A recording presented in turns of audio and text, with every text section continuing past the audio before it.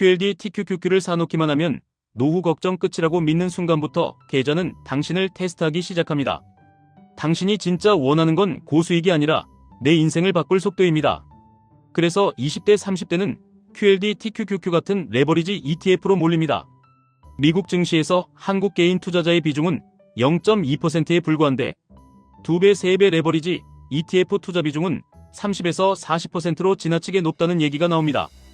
이건 단순한 유행이 아니라 시대의 압력입니다.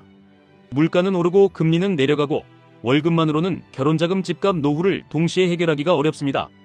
그래서 사람들은 느린 부자보다 빠른 생존을 선택합니다. 그 빠른 생존의 버튼이 QLD TQQQ입니다. 하지만 여기서부터가 핵심입니다. ETF는 원래 분산 투자 효과가 있는데 레버리지가 붙는 순간 고수익 고위험 상품으로 바뀝니다. 2배, 3배로 수익이 늘 수도 있지만 반대로 2배, 3배로 손실도 늘어납니다. 게다가 레버리지 ETF는 변동성이 크고 매일 리셋되는 구조라서 단순히 오래 들고 있다고 해서 자동으로 복리가 작동하지 않습니다. 오히려 흔들림이 클수록 마모가 생깁니다. 같은 방향이라도 경로가 거칠면 결과가 달라질 수 있다는 말입니다. 여기서 사람들이 제일 많이 착각합니다. 레버리지 ETF는 방향만 맞추면 된다. 아닙니다. 레버리지 ETF는 방향도 맞춰야 하지만 흔들림도 견뎌야 합니다. 그래서 수익이 아니라 멘탈이 먼저 청산되는 경우가 많습니다. 20대 직장인 투자 사례로도 이런 흐름이 나옵니다. 처음에는 레버리지로 수익이 잘 나니까 레버리지를 당기는 게 너무 쉬웠다고 합니다. 만약 5배가 있었으면 5배를 샀을 것 같다고까지 말합니다. 상승장에서는 고수익에 기뻤지만 하락장에서는 엄청난 공포를 느꼈다고 합니다. 현금을 다 끌어다 쓰고 예금 깨고 적금 취소하고 카드값 못 내기 직전까지 돈을 끌어다 매수했다고 합니다. 그리고 반도체 3배 레버리지 같은 상품에서 고점 부근에 들어갔다가 60% 손실로 수백만 원을 잃었던 경험도 이야기합니다. 이걸 보면 결론이 하나입니다. 레버리지의 위험은 상품 자체보다 사람의 행동에서 폭발합니다. 상승할 때는 더 오를 거라 믿고 레버리지, 떨어질 때는 곧 반등할 거라 믿고 레버리지, 결국 오를 때도 레버리지, 떨어질 때도 레버리지. 이러면 레버리지는 복리 엔진이 아니라 복리 파괴자가 됩니다. 또 중요한 데이터가 나옵니다. 해외 ETF 투자자는 평균 25% 이상 수익을 내는데 레버리지 ETF 투자자는 평균 33% 손실을 기록했다는 분석이 제시됩니다. 왜 이런 차이가 생기냐? 레버리지 투자자들은 상승과 하락을 맞추려는 시도를 반복하기 때문입니다. 지수가 오를 때 떨어질 거라 예상해서 인버스에 들어가고 떨어질 때 오를 거라 기대해서 레버리지에 들어갑니다. 한 번쯤은 맞출 수 있지만 그걸 지속적으로 맞춰서 성과를 내기는 매우 어렵다는 지적이 나옵니다. 그럼에도 왜 20대 30대는 레버리지 ETF를 하느냐? 결혼자금 만들고 싶어서, 집을 사고 싶어서, 그리고 솔직히 말해 지금 청년 세대가 돈을 증식시킬 수 있는 방법이 주식시장밖에 없다고 느끼기 때문입니다. 서울 아파트를 평생 벌고 돈을 안 써도 살 수 있을까 말까 하다는 공포가 레버리지로 밀어넣습니다. 이 심리를 이해하지 못하면 레버리지 투자자를 비난하게 됩니다.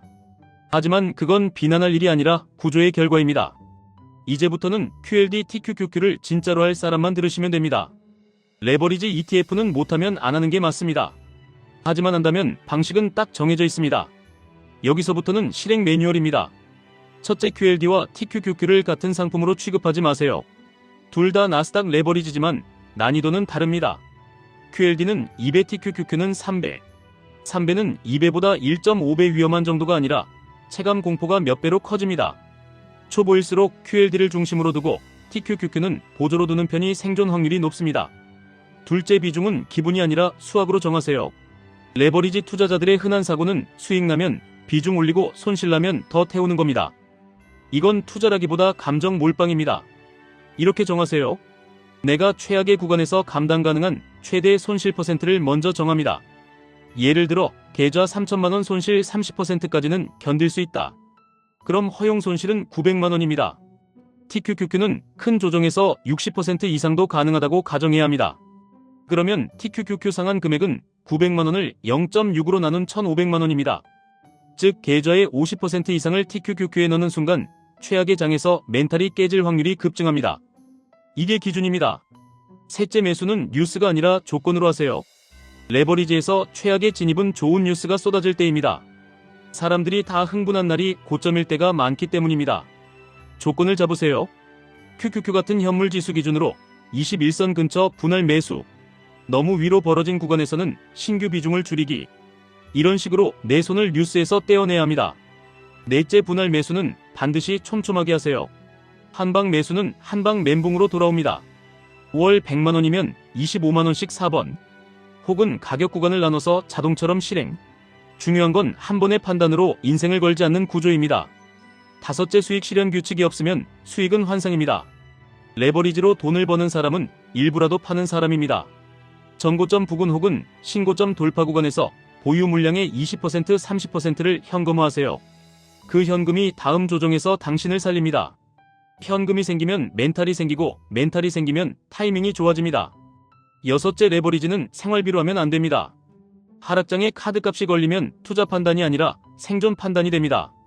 그 순간부터 모든 선택이 망가집니다. 비상자금은 분리. 레버리지 계좌는 그 다음. 이 원칙 하나로 레버리지 투자자의 80% 사고가 예방됩니다. 이제 사람들이 가장 많이 묻는 질문으로 마무리하겠습니다. QLD TQQQ 그냥 사서 장기 보유하면 되나요? 사놓고 아무것도 안 하는 장기 보유는 확률이 낮습니다. 레버리지는 방치가 아니라 관리가 필요한 상품입니다. 관리라는 건 하루 종일 차트를 보는 게 아니라 비중 조건 분할 매수 수익 실현 규칙을 정해놓는 겁니다. QLD랑 TQQQ 뭐가 더 좋아요? 더 좋다의 문제가 아닙니다. 내가 하락장에서 멈추지 않을 자신이 있으면 TQQQ. 대부분은 하락장에서 멈춥니다. 그래서 대부분에게는 QLD 중심이 더 오래갑니다. 레버리지에서 중요한 건 최고 수익률이 아니라 중도 탈락하지 않는 수익률입니다. 고점 같아서 무서운데 기다릴까요? 올인도 아니고 손 놓기도 아닙니다. 분할로 들어가고 현금을 남기고 조건을 지키세요. 이게 고점 공포를 이기는 유일한 방법입니다. 마지막으로 딱 한 문장만 기억하세요. 레버리지 ETF의 정답은 하나입니다. 내가 감당할 수 있는 위험만 들고 있느냐? 그리고 그 결과를 끝까지 책임질 수 있느냐? 지금부터는 당신의 차례입니다. QLD TQQQ를 욕심으로 잡지 마시고 구조로 잡으세요. 속도를 원한다면 브레이크도 같이 준비하세요. 그게 20대 30대가 레버리지로 살아남는 방식입니다. 지금까지 1분 투자 하이젠버그였습니다.